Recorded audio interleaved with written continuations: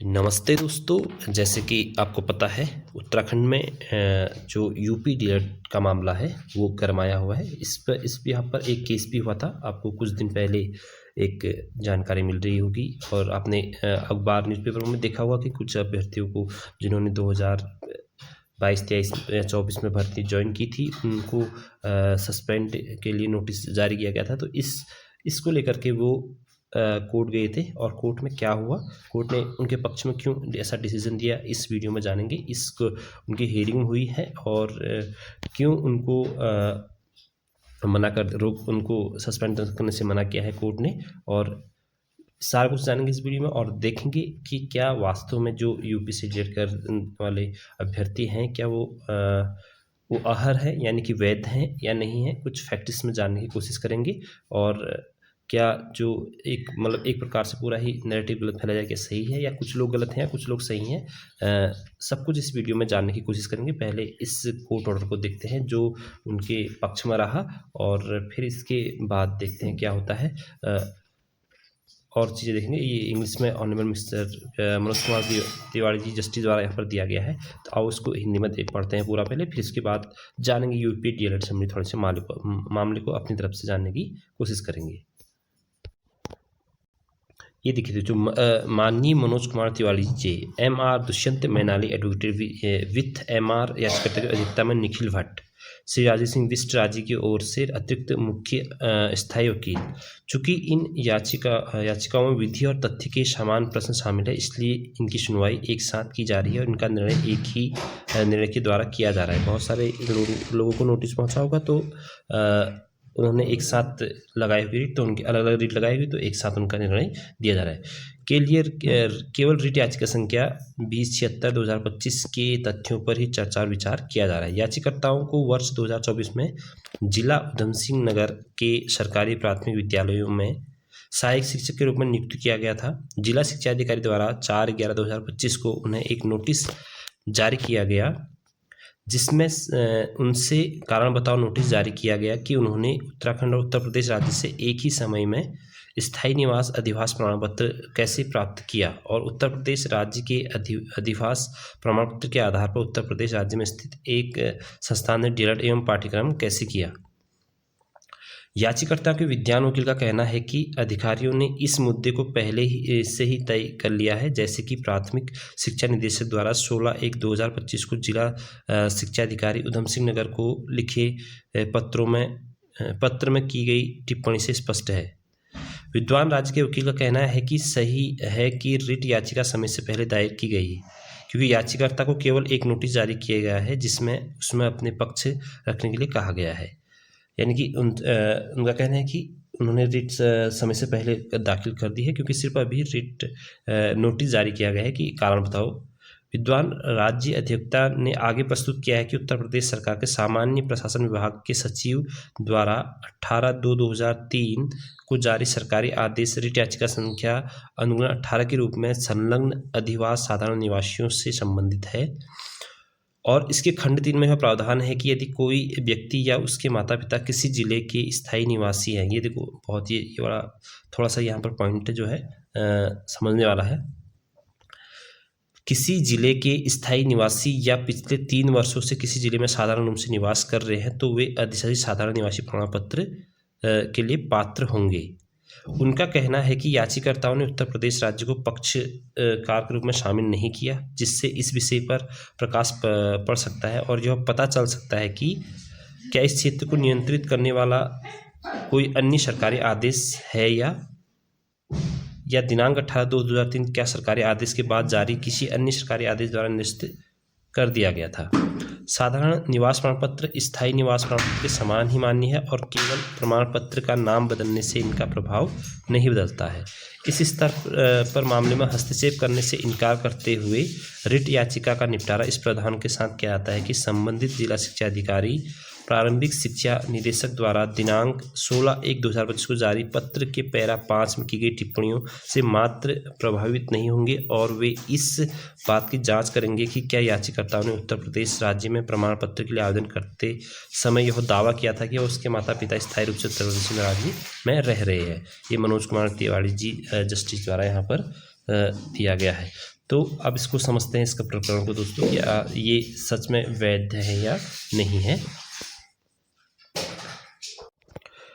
अब ये देखिए दोस्तों, उत्तर प्रदेश का एक स्थायी निवास प्रमाण पत्र मेरे पास किसी शांति शिक्षक द्वारा भेजा गया है, और उन्हीं कहा, जो शांति शिक्षक है अपने ही, तो उन्होंने कहा कि जो हमारे लिए सर, जो हमारे लिए एकदम से फैलाया जा रहा है, वो नैरेटिव टाइप में गलत नैरेटिव फैलाया जा रहा है पूरे उत्तराखंड में, कि क्योंकि हमारा ये रहा कि जो हमारे पेरेंट्स वहीं हैं, यूपी में ही थे, और हमें रहते हुए बहुत समय हो गया था, मतलब 3 साल से अधिक हो गया था। तो जो उत्तर प्रदेश में जो स्थायी निवास है ना दोस्तों, वो स्थायी निवास एक्चुअली वहाँ बनता ही नहीं है।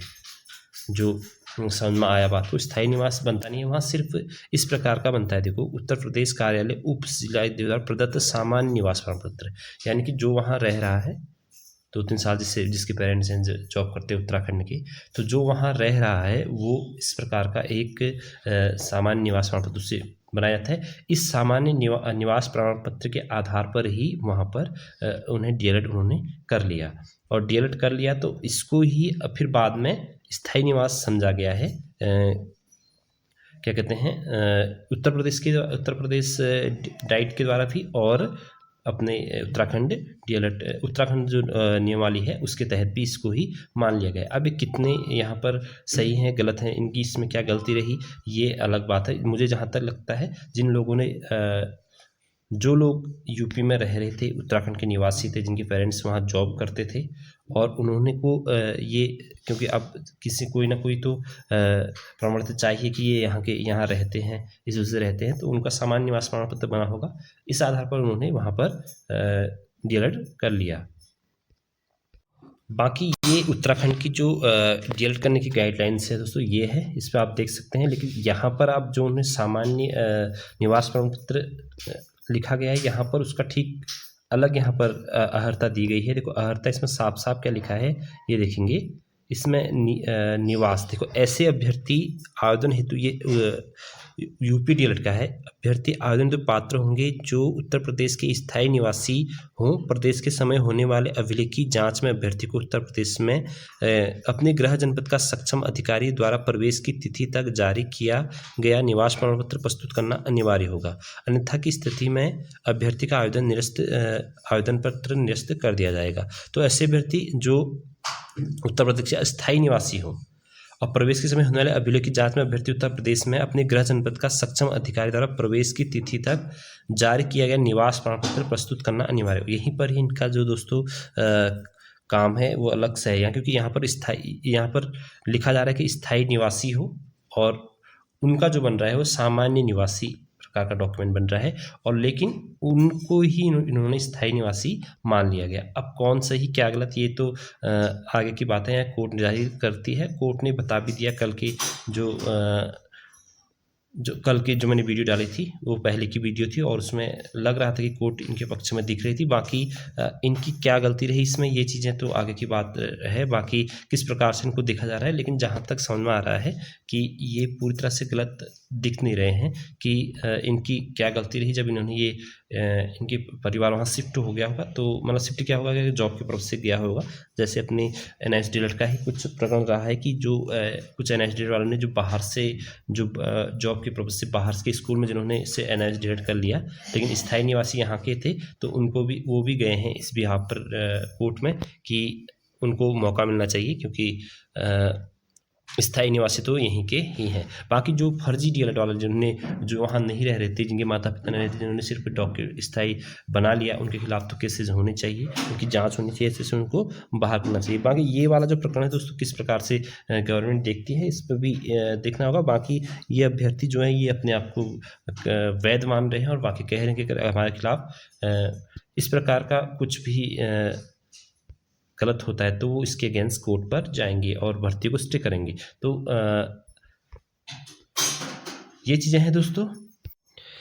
ये एक चीज़ और देखिए कि उत्तराखंड की नियमावली क्या कहती है। उत्तराखंड की नियमावली कहती है, परंतु देखो नीचे जो रेल लाइन पर किया गया है, परंतु यह है कि राज्य के स्थायी निवासी जो आजीविका अध्ययन हेतु उत्तराखंड से बाहर निवासरत हैं, जिसको ये अपना बिल्कुल अच्छा फ्योर मानते हैं। तो परंतु देखो क्या लिखा है, परंतु यह है कि राज्य के स्थायी निवासी जो आजीविका अध्ययन हेतु उत्तराखंड से बाहर निवासरत हैं कि स्वयं अथवा उनके पति पत्नी जैसी स्थिति हो तथा उनके पुत्र पुत्री भी समूह के सीधी भर्ती पदों पर आवेदन हेतु पात्र होंगे। यानी कि किसी के पेरेंट्स अगर जॉब के पर्पज से अध्ययन हेतु बाहर चले जाते हैं तो वो भी समूहों के, जो कि चूँकि प्राथमिक शिक्षक भर्ती जो होती है समूहों के अंदर ही आती है, मतलब समूहों की नहीं आती, मतलब गौ लेवल पर ही आती है, तो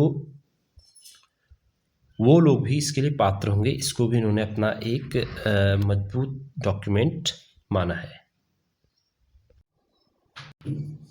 बाकी दोस्तों कुछ और तथ्य हैं, इनको भी आप देख लीजिएगा। ये जो डोमिसाइल संबंधी ये डोमिसाइल सामान्य निवास संबंधी प्रमाण पत्र के निर्गत किए जाने के संबंध में क्या क्या चीज़ें यहाँ पर रूल्स इसमें लगते हैं, तो इन चीज़ों को देख लीजिएगा।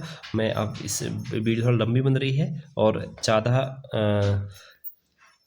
ज़्यादा जितना भी आपको मैं समझा पाया इस वीडियो में उतना काफ़ी होगा। और जहाँ तक मुझे लग रहा है कि जो सिर्फ फर्जी डीलर हैं, जो लोग वहाँ रह नहीं रहे थे और यहाँ से सिर्फ वहाँ डॉक्यूमेंट बनाने के लिए जिन्होंने फर्जी डीलर कर रहा है उनको बाहर करना ज़रूरी है। लेकिन जो वास्तविक तौर पर जो मजबूर थे, वहाँ जॉब के लिए पहुँचे थे जिनके पेरेंट्स, और उन्होंने वहाँ से कर लिया, शायद वो फर्जी नहीं कही जा सकते,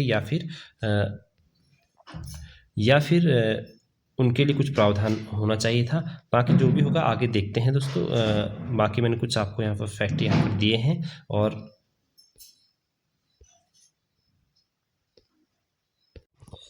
ये देखिए, ये अपना जो जाति प्रमाण पत्र बनने के लिए स्थायी का प्रयोग किया जाता है, ये भी एक यहाँ पर डॉक्यूमेंटेशन है। यहाँ पर उनका क्या कहते हैं, उत्तराखंड शासन में किस प्रकार से जाति प्रमाण बनाया जाता है, उसके लिए भी यहाँ पर जियो आप देख सकते हैं। इसमें भी क्लियरिटी के साथ लिखा है सारी चीज़ें। इसको भी आप ठीक से अध्ययन कर लीजिएगा, क्योंकि उनका कहना है, मैं आप ये नहीं मतलब कि किसी के पक्षधर में बोल रहा हूँ, क्योंकि उनका कहना है कि हमारी बात जो मतलब ठीक प्रकार से जिन्होंने वहाँ डीएलएड किया है, लगता है मतलब कि हमने ठीक प्रकार से डीएलएड किया है, हम एलिजिबल हैं। उनका कहना है कि हमारे खिलाफ जो है पूरी तरफ से गलत नैरेटिव यहाँ पर फैलाया जा रहा है। तो मैं ये इसलिए डॉक्यूमेंट्स को दिखा रहा हूँ कि ये सही है गलत हैं, आप खुद चेक कीजिए। किसी के ऊपर अपेक्षा करने से पहले थोड़ा जाँच परख कर लेनी ज़्यादा बेहतर है। बाकी अगर ये गलत हैं तो सीधी सी बात है, कोर्ट इनको आज नहीं तो कल बाहर कर ही देगा। लेकिन अगर सही है तो आज नहीं तो कल इनकी वापसी फिर से होनी तय है। तो मैंने सारी चीज़ें आपको इस वीडियो में दिखा दी है।